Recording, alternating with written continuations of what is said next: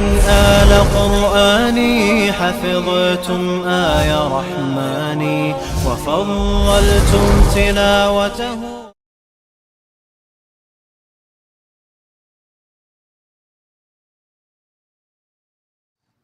بسم الله الرحمن الرحيم.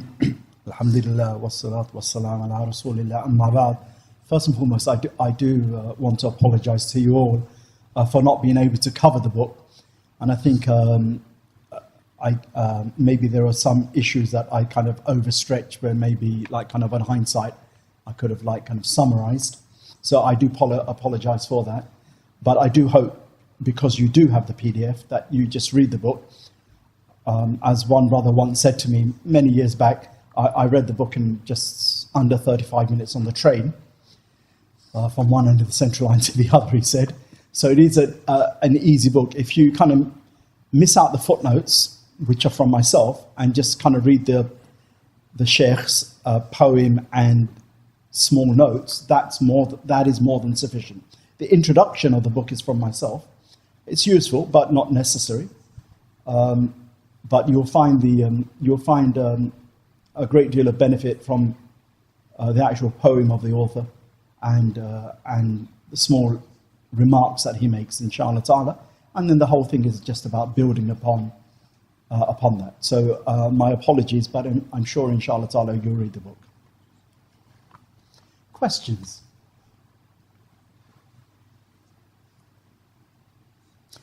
Okay, so whilst you're thinking of question, here is something interesting. Abu Bakr al-Marruzi, rahmatullah alayh, one of the senior students of Imam Ahmad bin Hanbal, we read this in his book Kitab al-Wara. He says when Imam Ahmad was on his deathbed, a group of his senior students came to him. Now, his senior students aren't young people. Most of them are scholars in their own right. Most of them are young scholars in their own right.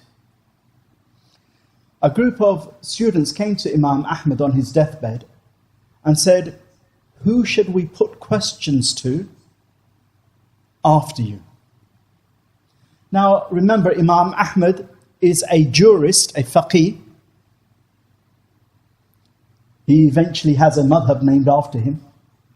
He is also the preeminent hadith master of his age, of his times. And so in his circles, which sometimes could be thousands, you have the casual student, you have students who are hadith scholars who want to kind of listen to the hadith master, but you also have students who are jurists, training to be fuqaha, jurists, because Imam Ahmad is a jurist. So a group of students come to him asking him, "Oh, Abu Abdullah, Imam Ahmad, who should we put questions after you?" And surprisingly, he says, "Ask Abdul Wahhab al-Warraq." And some eyebrows were raised. Because Abdul Wahhab Warraq, even though he was a senior student of Imam Ahmad, wasn't the most knowledgeable of them in hadith nor in fiqh. He was knowledgeable, but he was more renowned for his immense piety, his depth of taqwa, than he was as one of the budding academic prodigies of Imam Ahmad bin Hanbal. No, Imam Ahmad had Abu Dawood as-Sijistani, the author of the Sunan, who was a jurist stroke hadith master. He had Al-Athram, he had Al-Marruzi, he had others. He had his two sons, Abdullah and Saleh, Abdullah especially. And these were scholars. One or two of them were jurists. But he doesn't mention them. He mentions Abu Bakr al-Warraq, and so some eyebrows are raised. And when he was queried, why Abu Bakr al-Warraq, they said, but his breadth, he doesn't have breadth of knowledge. In their time, that he's really not, he probably knows about memorized probably 50,000 hadith. That's not much. Right? Okay, basically. He doesn't have breadth of knowledge like many of them. He says, perhaps, but his piety will set him aright, will set things aright. But he is a pious man who will be given grace to say the right thing. That's interesting, isn't it? That what matters to Imam Ahmad in terms of who's going to be his inheritor is not an academic person. And he wasn't short of choices academically. But it was someone who had embodied taqwa. Abdullah says, my father, whenever some renunciants would come to Baghdad, whenever some zuhad who kind of have detached themselves from the world and living for Allah, not beggars or, whatever, people who are of Sharia and people of worship, whenever they would come to Baghdad, and they would come to visit Imam Ahmad, Abdullah said, my father would call me down and say, son, come down. These are the people of Allah who you should emulate. And the thing about Imam Ahmad, Abdullah tells us in other narrations, my father wasn't really sociable. He'd go out for teaching, and he'd go out to the mosque. But when high-minded scholars would come, if they came to his circles, fine, but Imam Ahmad wouldn't go out necessarily to meet them. I mean, if they crossed paths, brilliant. But when, Abdullah says, or Saleh, one of the two sons, when a pious renunciant would come, Imam Ahmad would say to his son, oh son, take me to see them, or take me to, when they're leaving the confines of the city limits, let me walk with them to the city limits, or if they're coming to our house, then tell me that they're coming to our house. He'd go out of his way for renunciants, but budding jurists and budding hadith scholars who he's teaching in his classes, it's like, mashallah, you're in my class. He doesn't say anything praiseworthy about them, he doesn't say anything negative about them, he just teaches them. But he's got much to say about worldly renunciants, people of piety. Why? We get a clue in another book Imam Ahmad wrote. So he's famous for his hadith collection called the Musnad of Imam Ahmad. He's written a few other books, but the other book he's kind of famous for is Kitab al-Zuhd, the book of worldly renunciation. And all he does is brings narrations from the Prophet. I don't know if it starts from Adam alayhi salam, but some of the earlier prophets, and Isa alayhi salam, and lots from the Prophet ﷺ, and then from the Sahaba, zuhud, examples of zuhud and piety and worldly detachment from the Tabi'un, and some of the senior Tabi'un, that he had met as well. And it's just narration after narration, and some of them really just amazing. And it's as if, when we look at all these reports, Imam Ahmad is trying to teach us something. Or rather, he's trying to teach people something which we would do well to focus on, which is, it's not about academia. Imam Ahmad was not, his goal wasn't producing scholars, even though that's what he did do. His goal was producing men and women of Allah.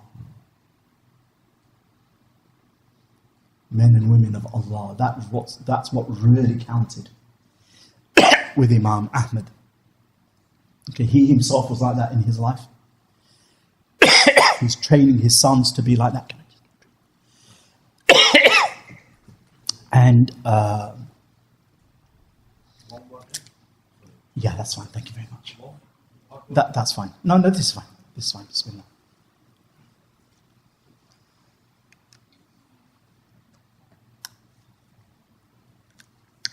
So just bear that all in mind. It's not about academia. It is really about just rolling up our sleeves and trying to be with Allah. But there is no path to Allah except through sound knowledge. We've got 2 questions already. Bismillah. Let's have the questions. So we've got questions from the sisters. It's regarding station love. So it was mentioned that we should draw near to Allah through ibadah. how can we also be aware of Allah's presence and drawing near to Him in our day-to-day lives? So, how can we be aware of Allah's presence? The Quran goes out of its way in various verses to make this point. And of course, when the Quran speaks about Allah, we can only know Allah in as much as Revelation tells us. On the one hand, the Quran speaks about Allah in terms very, not just distant, but uniqueness. Laysa kamithlihi shay. There is nothing like unto Allah. Allah is other than what you imagine Him to be. Okay? Allah is not like you and me. That's not Allah. Laysa kamithlihi shay. Qul huwallahu ahad. Allahu samad. Lam yalid wa lam yulad. Wa lam yakun lahu kufuwan ahad. And there is nothing like Him. So on the one hand, there's nothing that resembles Allah. Allah doesn't resemble anything. And yet, وَهُوَ مَعَكُمْ أَيْنَمَا كُنْتُمْ, the Quran says, and He is with you wherever you are. And yet the Quran says He is closer to you than your jugular vein. And yet the Quran says, when you call on me, inni qareeb, I'm indeed close. Not when you call on me, when my servant calls upon me, it doesn't say when my servant says upon me, say, I am close. The word say has been dropped. So the phrase, I am close, is closer to the part which says, when my servant calls upon me, to make the point in the Arabic grammar. When my servant calls upon me, I am close. I have the prayer of everyone who calls upon me. So we have these various verses that tell us that Allah is close. And how, in what way and whatever, not spatially, like I'm close to you and you're further away from me. That's not how we talk about Allah subhanahu wa ta'ala. Allah's not an object in creation. He's not an object. Allah is Allah, period. So we focus on those verses, understanding that He hears and sees and knows all things, and He listens to the prayers, He knows what's in our hearts. He responds to prayers, He draws us close to Him in whatever way that means, so that we feel that Allah is with us at all times. That doesn't just come like that. It's a gift, but it also has to be worked upon. We have to try to remember it. We have to try to inculcate it in our hearts, nurture that understanding of Allah's ma'iyyah. Allah's withness is a bad term, but Allah ma'ahu, Allah is with. Okay, the Quran will say certain types of people. And that's really what those Quranic verses want us to understand. And so, for example, in the hadith of Abu Dawud, when a man was making dua, and he was making it really loudly, excessively loud, and the Prophet ﷺ says, tell the man that he's not calling upon one who is absent or deaf. Just to bring home the idea that Allah is near, in whatever sense that means. And kind of one of the names of Allah is Qareeb, or one of the descriptions of Allah, if not name, is Qareeb. Al-Qareeb. So that's how, and we have to nurture it. So I stand in prayer, just before, I don't rush into prayer, I stand, just before I think, and who am I praying? I'm praying in front of Allah.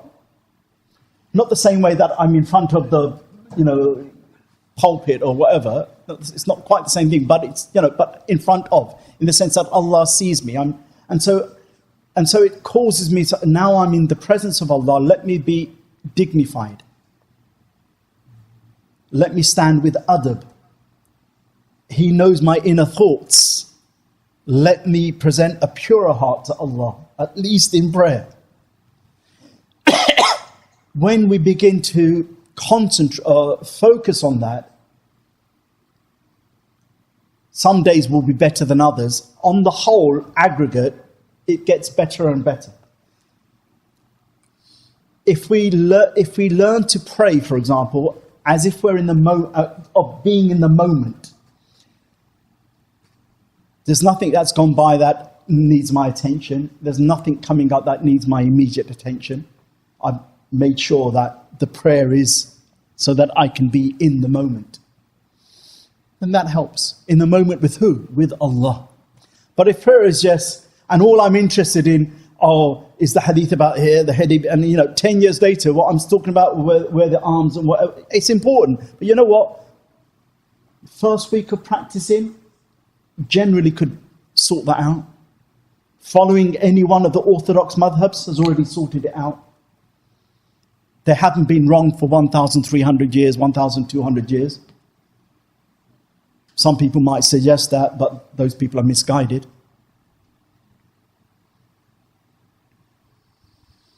And yet, I've been practicing for 5, 10 years or longer, and my prayer is just ritualistic. Yeah, there might be days where, or one prayer in a day, or a few days, but just generally ritualistic, then something's going wrong with my Islam. And I just need to, it's not a disaster, it isn't, but something is going wrong. It's not a matter of self-hatred, it's a matter of just self-acceptance, that I've gone wrong somewhere. And I need to just step back. Ya Allah, help me just refocus my heart in prayer, in inward Islam as well as outward, and then get on with it. Not crying and another day crying and another day crying and another day writing a long email crying. No, just get on with it. We make tawbah. We ask Allah to correct us. And then, right, where do I start? I don't now need a course. Let me go to Abu Ali's course on Khushu fi Salat. Yeah, inshallah. Not that I have a course, but inshallah. But you know what? Come on, you and I know. I'm paying this £60. I'm not really going to... I could literally just... You know what? There's this brother. I'm making this up. And I see him in a mosque. There's this sister. When I go to her house, and she just says, Allah Akbar. And when I just hear her, or when I hear the brother, wow, just reminds me of Allah. Fine, you know what? Forget about a day and 60 quid. Just spend 5 minutes watching them pray, just to feel something of how they are having their presence with God. Because as the Prophet ﷺ says, I can't remember if the beginning of hadith, so you're going to have to kind of be a bit wary of what I'm saying here.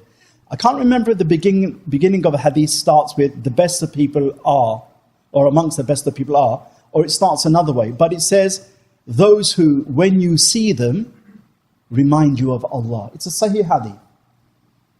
When you see them, remind you of Allah. There are people like that.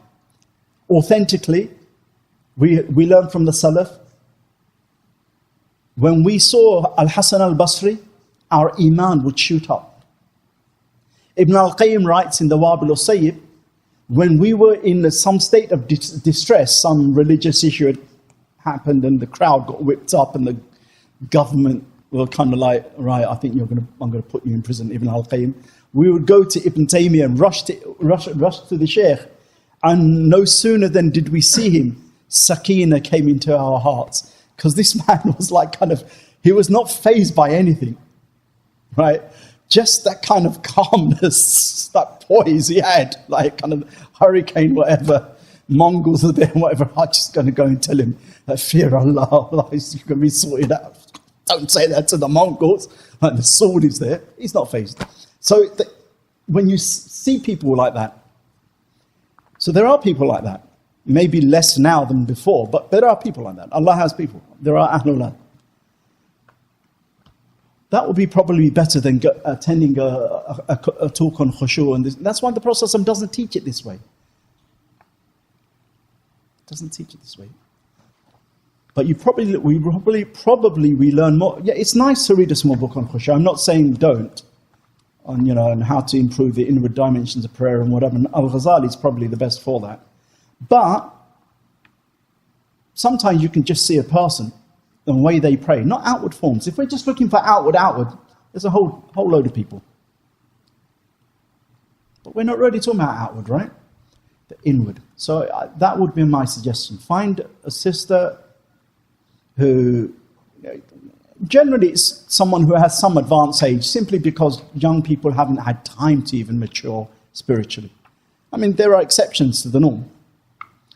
And, this sister may not be a sheikha or whatever. If she's a sheikha, the better, all the better. And just say, sister, I know you have a busy day. Just want to spend 15 minutes in your company. And to tell the truth, I actually just wanted to help my prayer improve. And I thought maybe if I pray with you, and I don't want to big you up in any way or whatever, but I think it would just help me. And she might say, no, you've got the wrong person, whatever. She might even tell you off. Right? Okay. Depending on, people are different, right? Or she might say, just Bismillah, but, I'm not as good as you think I am. But point being is, do something like that. Companionship is important for that reason, not for knowledge, for that reason. Second question from the sisters again. Assalamu alaikum. The station of reliance and the station of patience, are they both the same, or are they two different virtues? Two different virtues, for sure.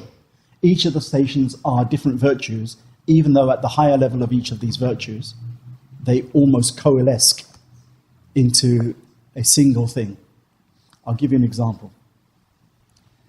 The station of taqwa, okay?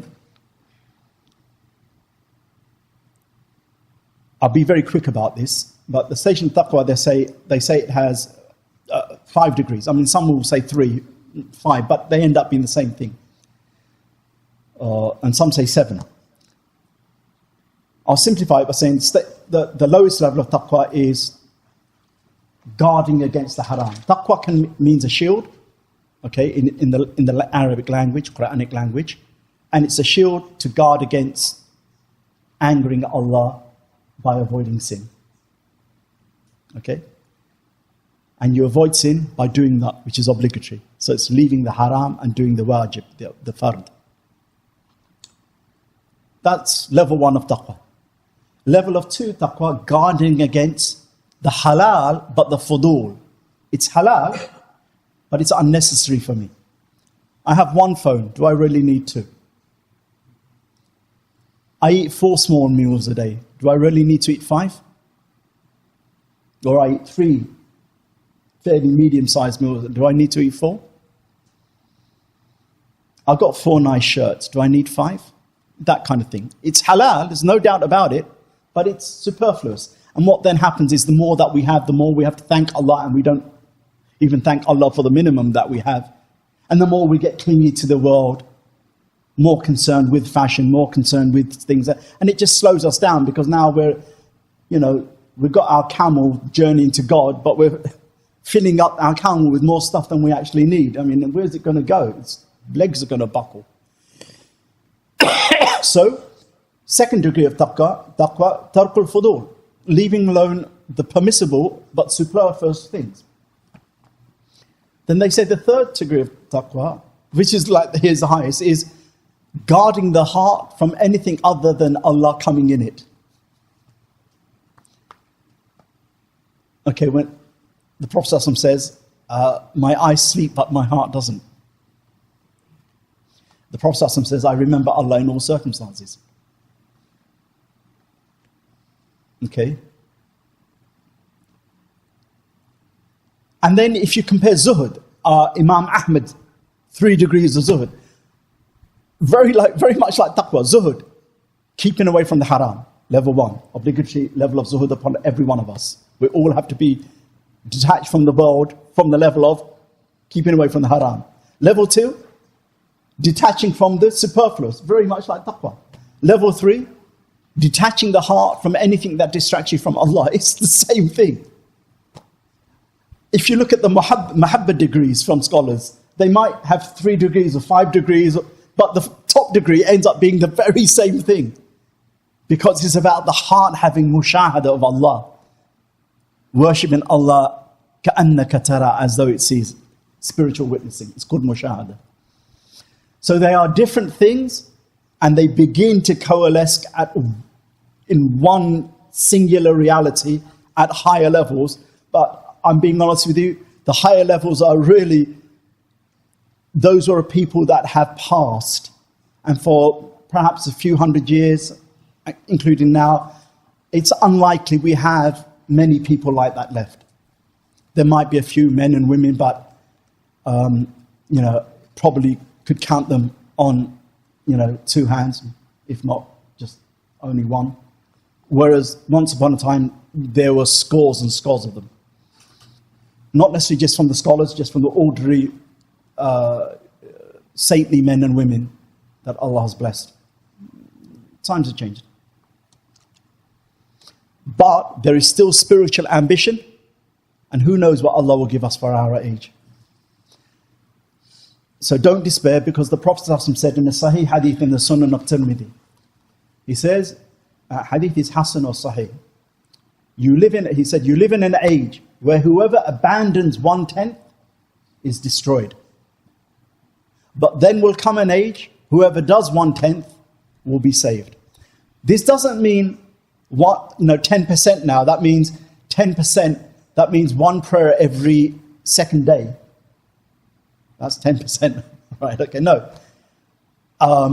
It doesn't mean leaving obligations. All it is saying is, the Prophet has told us that there will come a time that the very nature of the air you breathe will be so unreligious.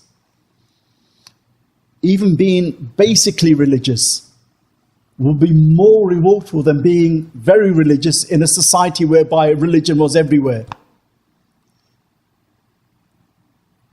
100 years ago, in any Muslim country, when there was no satellite TV, no TV, they might not even had radio, honestly, and even your average elder was religious. And there was nothing to distract them, really. Being religious was easier. Not easy, easier. There's still a few distractions, dunya, but on the whole, easier. And when the whole of society, or half of society is like that, you just get caught up in the swarm, like, fish, a shoal of fish, and you move with the flow. It's easier. Then modernity comes along, and religion becomes a lifestyle choice. It's not in the air anymore. The church bells don't ring anymore. I mean, not that church bells are relevant to us, but the point being is, there's no religion in the public sphere, unless, of course, you're in America. Any British Prime Minister that mentions God is going to be pushed out of office or won't even get voted in. Any president that doesn't mention God won't get voted in as a president currently. That's how it is. That's the difference between the two nations. Blair had to do Catholic God after he left office. Okay, and he hid his Catholic kind of leanings whilst he was Prime Minister, and it was a guarded secret, because that's the last thing we do. We don't do public religion, but we tolerate it as a nation. France don't do public religion, and they don't tolerate it publicly. So it's harder to become Muslim, harder to practice Islam, because the air is not religious, it's anti-religious. So the Prophet gave people like us hope. And that's why some of the shuyukh of our time say, some of them say, a person who does the fara'id and leaves the daily harams in this time is like people of the past doing extra worship, extra nawafil prayer, extra nawafil fasting. Because for them, the atmosphere was already set up. For us, even to have iman is going against the grain.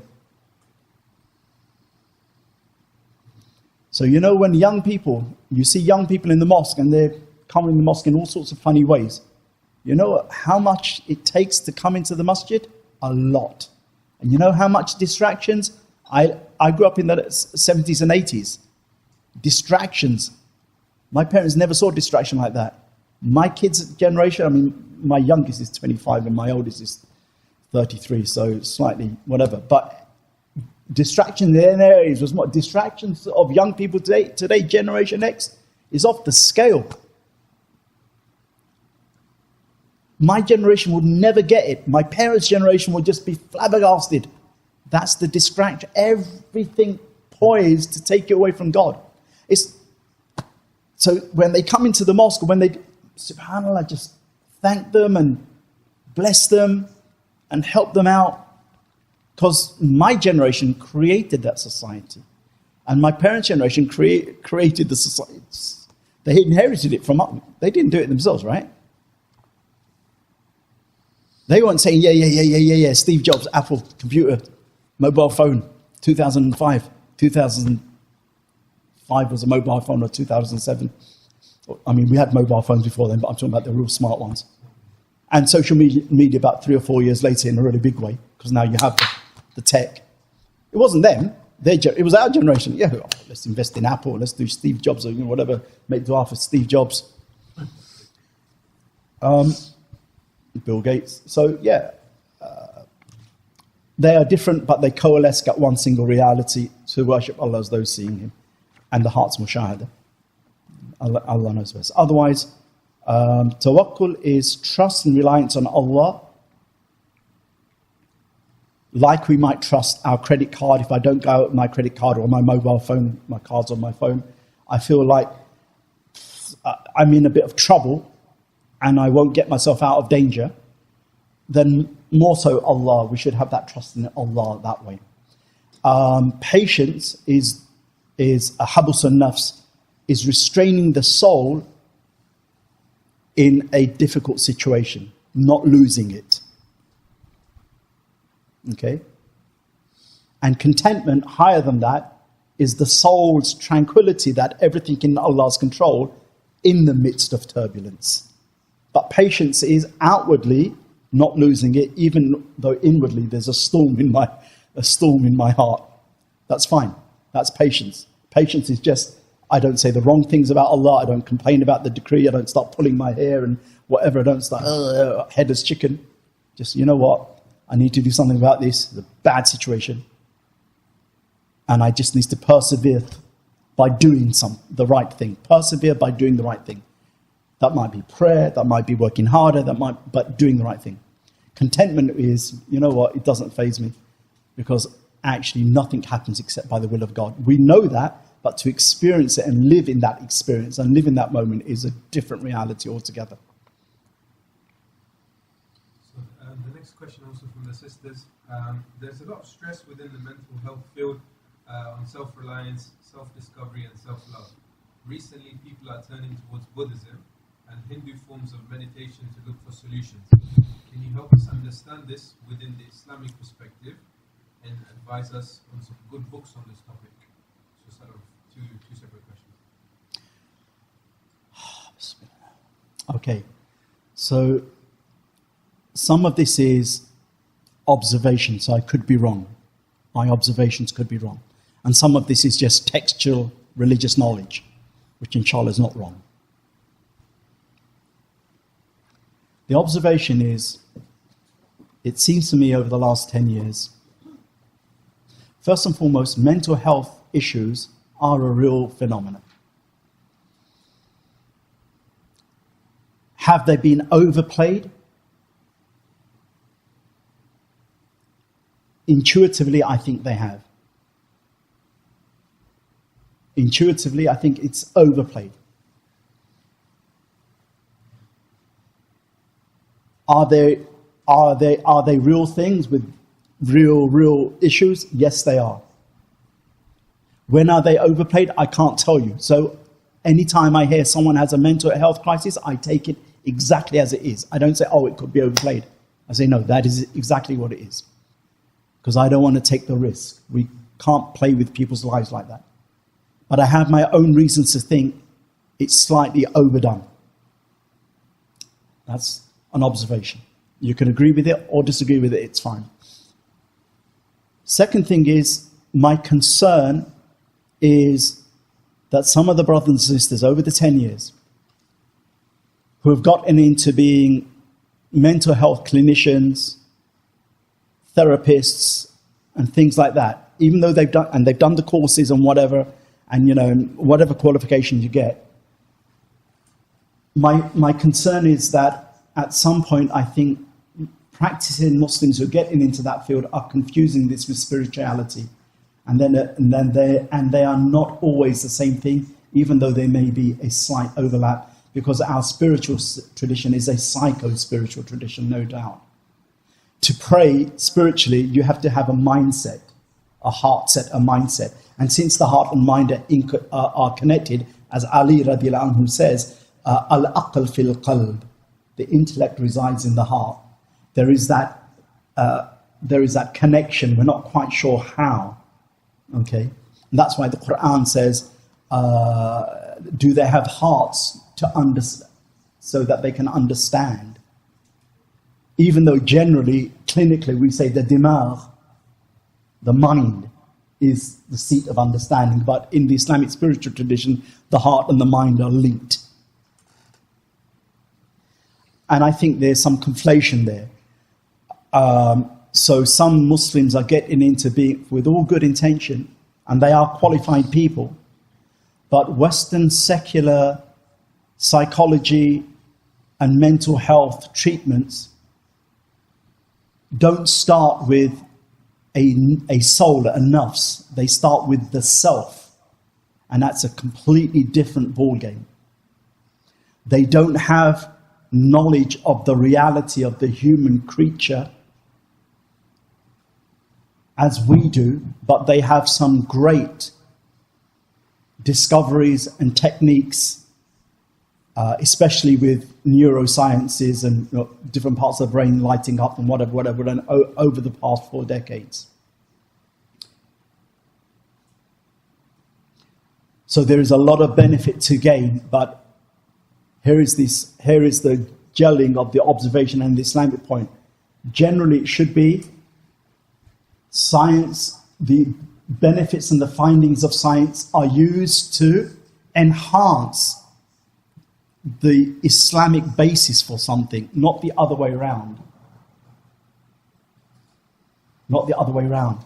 So I've met brothers and sisters over the last 10, 15 years or even longer who, subhanAllah, they don't know anything about what Allah says about the nafs. They don't know anything about the maqamat and taqwa and the diseases of the soul and. But they're going to give, and it's fine if they just gave secular advice. I'm just a psychologist. I'm just a psychotherapist. Fine, brilliant. But now I'm a Muslim psychotherapist or an Islamic. That's a problem, right? Because where is the Islam bit? If you're qualified, you can't even bring religion in. If you're qualified, it's not permissible for you to say, do not do that. Someone who says to you, I'm fantasizing about someone who's not my wife or someone who's not my husband, and you can't say to them in a wise, gentle way, let's try not to be on the wrong side of Allah. Let's try to have purer thoughts. Can't say that. Lose your license. You have to let them discover, if they ever discover. In one sense, that sounds like a real bad deal. So I have no problem with Muslims being therapists without the Islam bit or the Muslim bit, because there's no delusion. Right? I'm just going to a therapist, and I'll then just say, why do you want to go to a therapist? Maybe your healing need is a spiritual thing. Maybe it's an iman thing. Maybe Allah has, for His divine reason, put you in some depressive state because you've sinned. Maybe. Or maybe it is a mental situation. God forbid, an abuse in childhood or whatever. Yeah, surely that's not just, do some dhikr. It might take more. In my day and age or earlier, society tended to make people more sturdy. I'm not saying it's a good thing or a bad thing. It's just that was a difference. Today, people tend to be more fragile. And there's some benefit in that no longer is the teacher telling the kid in the playground, just behave yourself and get on with life. Yeah, but he's been abused. And now he's listened to seriously. And that's a good thing. So it's not always a case of all good, all bad. You know, we have to take things as they are. It's a complex thing. That is my concern. The soul is being spoken to, even though psychology says it's the self. And, you know, tawbah and speaking of sin is now being turned into, oh, we don't do self-hatred. Huh? You think, oh, Muslim sister, Muslim brother, your knowledge of psychotherapy or its various branches give you the right to say that Allah is teaching His own creation to hate themselves? No. Recognizing our sins is not self-hatred, it's self-acceptance. Self-love. It's the last thing a Muslim needs to be doing, self-love. What does that mean?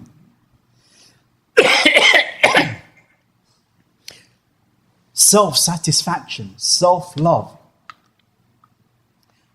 Do you, oh brother, oh sister, who is in this science, in this field, understand the language you're using and how it does or doesn't measure up with the Islamic teachings? Language is important. It controls us. It can define our way we think. It's just the reality, right? Same with securitization. After 9/11, we were all saying, you know, Islam is a religion of peace. In a nutshell, what I'm trying to say is we need to proceed in this field with caution.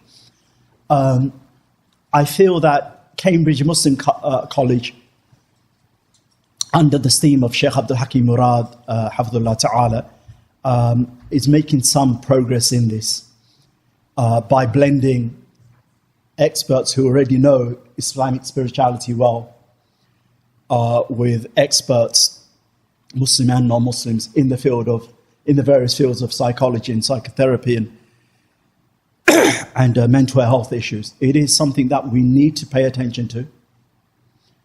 Sometimes the answer is increasing Iman and avoiding sins, because they can darken the heart. But sometimes it's a matter of professional counseling and therapy. Those are the Muslim brothers and sisters that go in there. My advice to you, if you haven't already done it, I'm sure many of them have, and pass the message on. Plug yourself into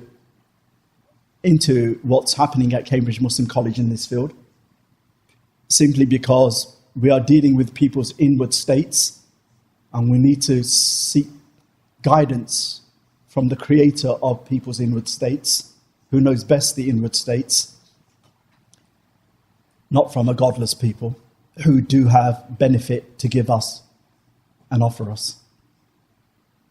I hope that's clear. And I can't remember the question, but I hope that it's been answered. Yeah, oh yeah.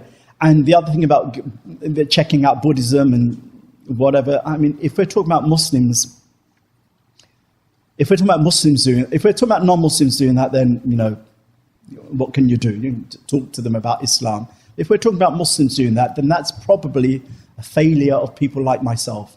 And it's probably a failure of us as practicing people, that we have given the impression that there is no spiritual healing or joy or mental nourishment in Islam. You have to seek it outside.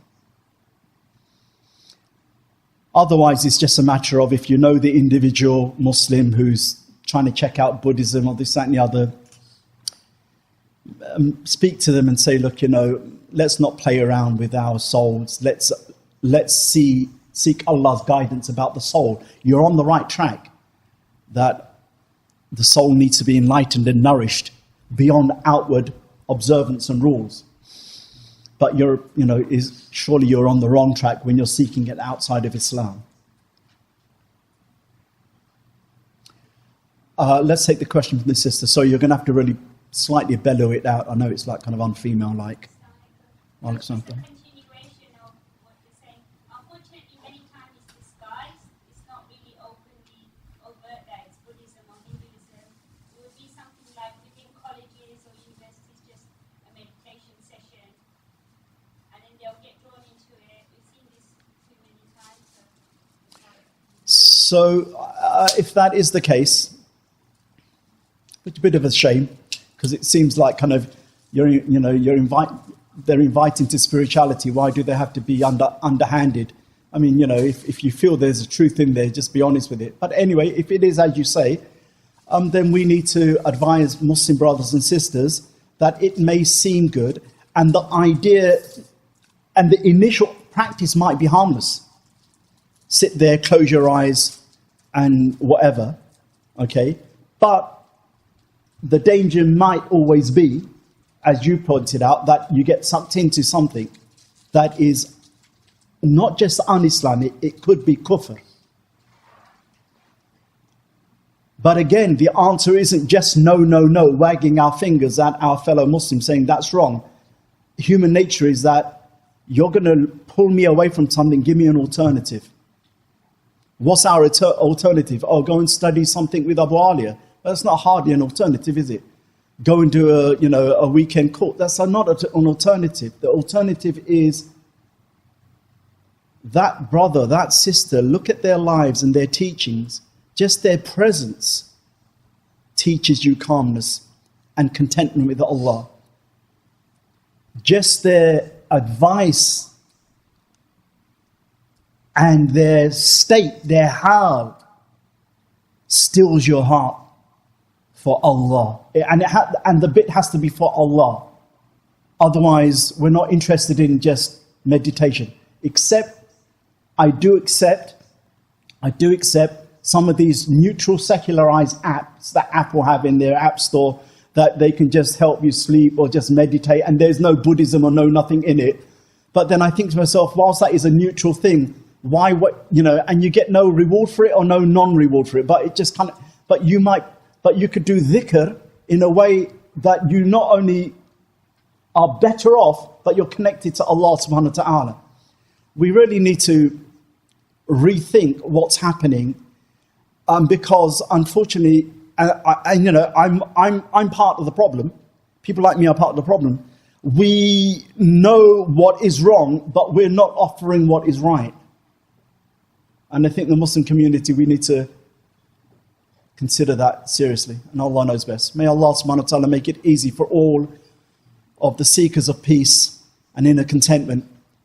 And may Allah subhanahu wa ta'ala help our brethren and sistren who are seeking that, and help us offer that to them.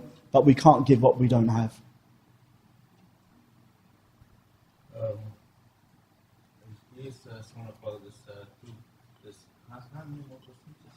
So you know what?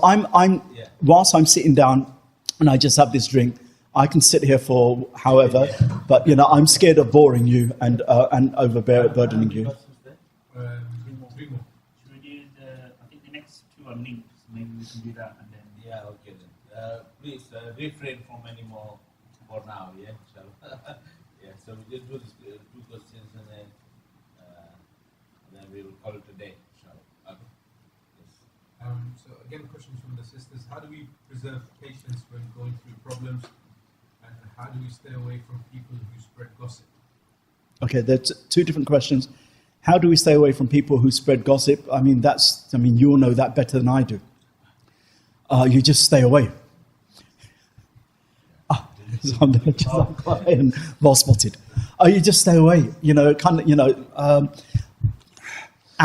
We still have control over our ears and eyes generally at home.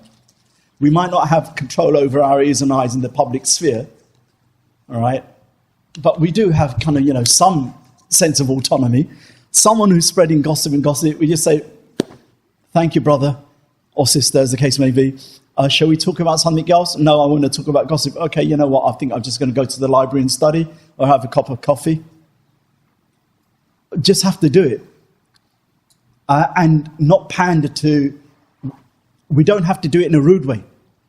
We can just do it in a civil, but straightforward way. I don't want to be interested in gossip. And we'll find that we will say things like that when it pleases, when we feel it have to, but for the sake of Allah, we find it difficult. So we need to just ask Allah for courage and wisdom to do it. That was the second part of the question. How do we stay away from people of gossip? We just stay away from them, period. Like if you didn't want to hear me anymore, what do you do? You actually just walk out the door. That's all you need to do. Or turn off the mic. I do have a loud voice. The first part of the question was? How do we preserve patience when going through problems? Yeah, persevering in patience when going through trials. To know that trials are just the price we pay for living. Okay? There's just no human creature on this planet, not even any prophet, who was free of some trial or the other. And they come in trillions of forms. It's just the rent we pay for living on earth.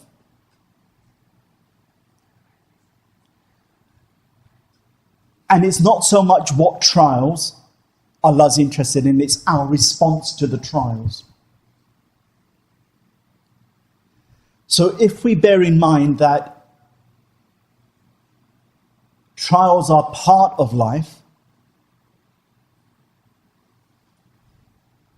and trials and calamity, trials that affect our dunya sense, we lose money, we lose our house, we lose our job, we lose our spouse or whatever, they are serious things, but we thank Allah that our iman is still intact, because that is even more precious. That we can still bow down in prayer, because that is more precious. We also try to recall that trials, Allah is sending us trials, and we might need to generally read the message in them. That message might be, "O person, keep away from the haram." And it's just Allah's way of shaking us out of our complacency. It might be Allah's punishment on us for haram. It might be Allah's purifying us and raising us up degrees. Or it might be Allah's sheer love for us. Hadith Tirmidhi, when Allah loves someone, He puts them under trial. How do we generally tell? Well, here I am. I don't pray, I don't fast. And God, Allah is not really in my life. Unless, of course, I can make a quick buck out of Him. Then when calamities come my way, it's probably likely it's not because Allah's love for me. Probably not that. It's probably one of the first two. But here is a person trying to do their daily prayers, sometimes misses them or not, but on the whole, trajectory is good. This could be one of the first two, or it could be the third one. Allah's purifying them to elevate them more. Someone on the basic daily prayers, basic daily things, now and again when they slip on whatever, there is tawbah, but on the whole, there's basic thing. Inwardly, there's no arrogance. Inwardly, there's no haram like that. Then it's possible. It's Allah's love.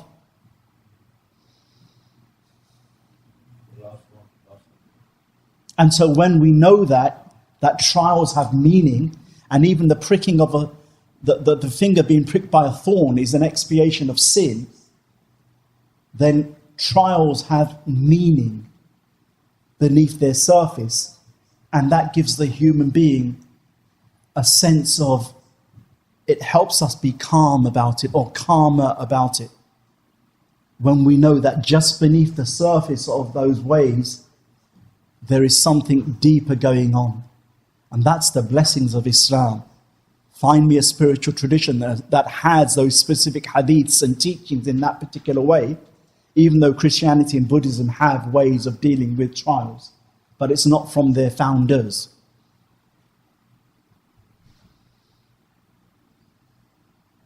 And Allah knows best. So the next question from the sister: if we cannot have an intention to please people and please Allah at the same time, how do we ensure our intention to serve our parents, for example, is fi sabilillah? Jayyid. Sometimes, as in prayer, I have to formulate a specific intention for the specific prayer every time.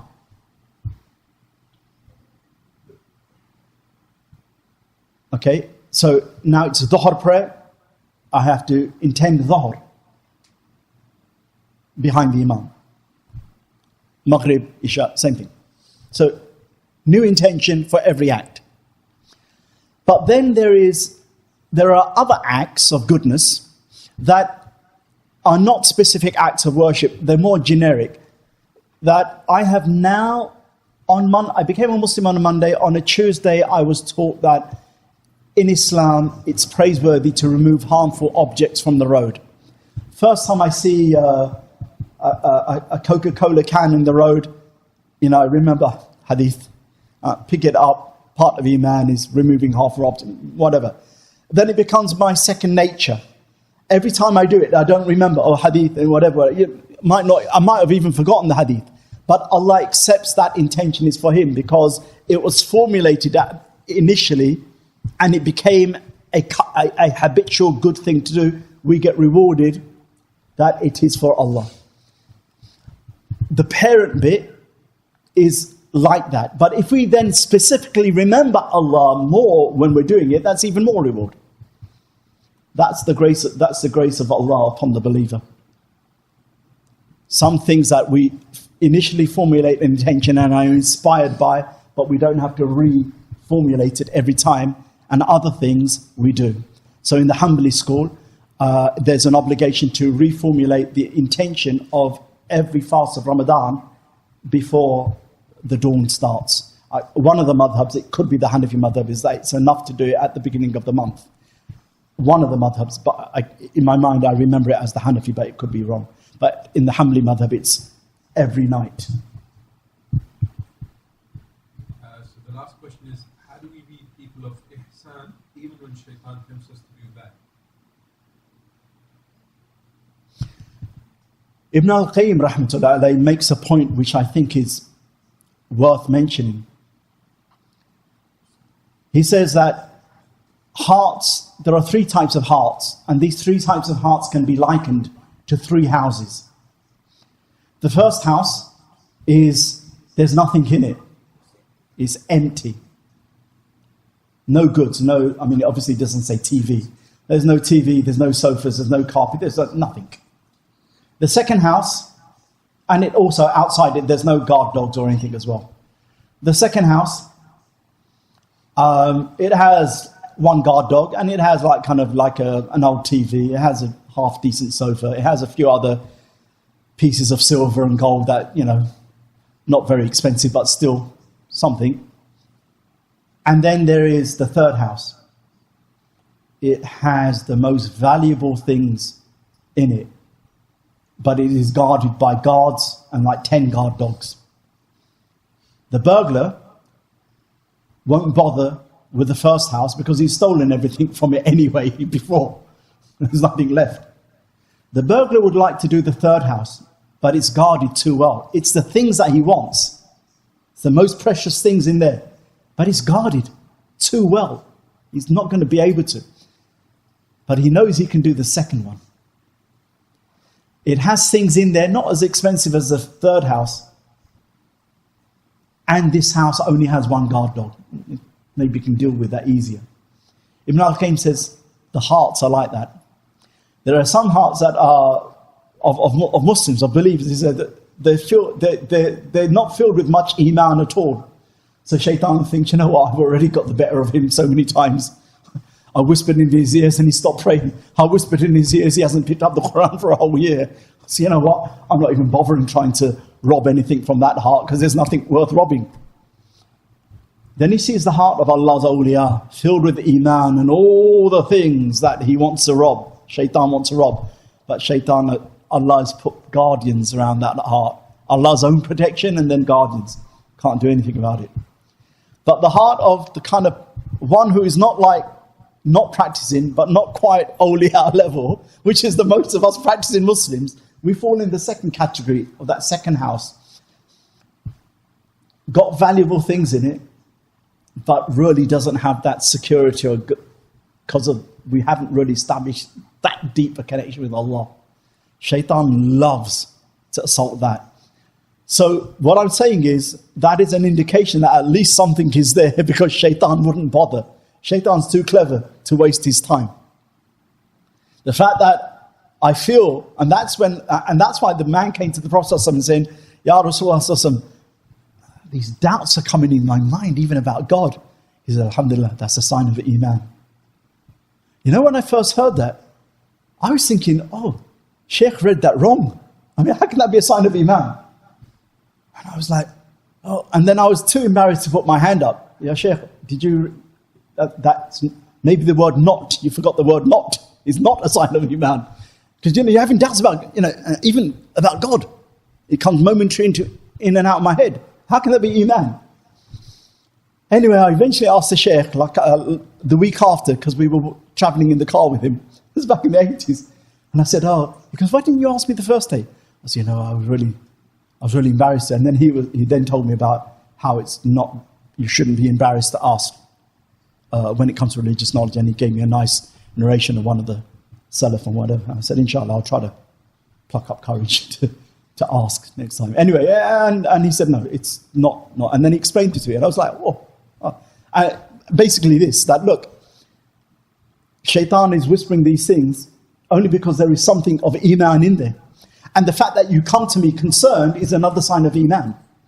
Otherwise, if you couldn't be bothered about God, you think, I had these bad thoughts about God. Not coming to the Prophet like that. That shows Iman. So there's Iman there. And that's just going to be the reality. Shaitan, the burglar, Shaitan, the robber, we seek Allah's refuge from him, in Allah from him, from Shaitan, is going to try to do that. And, the unfortunate reality is there are going to be skirmishes that sometimes he might win, and there are skirmishes that Allah will allow us to win. But if ever we lose a skirmish against our ego or against Shaitan, we just repent to Allah and say, Ya Allah, help me to battle better. And inshallah, that is about life. Life is about, I know this sounds really odd, life is about, and I don't mean this in a self-emulating way, I'm not saying like slash yourself on that, but life is about learning to love the skirmishes, because it means that we're growing in Iman. Because Allah is teaching us and purifying us and strengthening us, because we're learning what we should be learning, things with every skirmish, with every battle. Mujahada is the way, spiritual struggle is the way. وَالَّذِينَ جَاهَدُوا فِينَا لَنَهْدِيَنَّهُمْ سُبُلَنَا. And those who strive in us, for our sake, we guide them to our ways. And the Prophet ﷺ said in the hadith, which is in the Musnad of Ahmad, the hadith, Hasan, if not Sahih, Al-Mujahid man jahadu fi nafsihi fi ta'atillah. The warrior is the one who strives against his nafs in obedience to Allah. Mujahada is the way. There's no other way. We have to have the armor of spiritual warfare. And we ask Allah for tawfiq and jazakumullah khairan, and forgive me for my shortcomings. And may Allah subhanahu wa ta'ala, Allahumma inna nas'aluka hubbaka wa hubba man yuhibbuka wa hubba amalin yuqarribuna ila hubbik. Oh Allah, we ask you for your love and the love of those whom you love, and the love of those deeds that will draw us closer to your love. Allahumma inna nas'aluka Allahumma inni nas'aluka hubbaka wa hubba man yuhibbuka wa hubba amalin yuqarribuna ila hubbik. Allahumma inna nas'aluka laddat an-nadhr ila wajhika wa shawqa ila liqa'ik. Rabbana atina fid dunya hasana wa fil akhirati hasana wa qina adhab an-nar. Allahumma inna nas'aluka al-huda wat-tuqa wal-afafa wal-ghina ya rabbal alameen. O gracious Lord, we ask you to forgive us our sins. We ask you to turn our hearts to you. We ask you, Ya Rabbal Alameen, to put us upon the to put us on the path of ihsan, to put us upon the path of spiritual struggle for your sake, for your sake and for your love. Ya Rabbal Alameen, help us to protect us from our own souls, Ya Rabbal Alameen. Protect us from our own egos, Ya Rabbal Alameen. Guide us to righteousness. Guide us to righteous knowledge. Ya Rabbal Alameen, guide and protect us, and when we're wrong, please correct us. Ya Rabbal Alameen, guide and protect us. And when we're wrong, please correct us. Ya Rabbal Alameen, guide and protect us. And when we're wrong, please correct us. Subhana rabbika rabbil izzati amma yasifun. Wassalamun ala al-mursaleen. Walhamdulillahi rabbil alameen. Jazakumullah khair.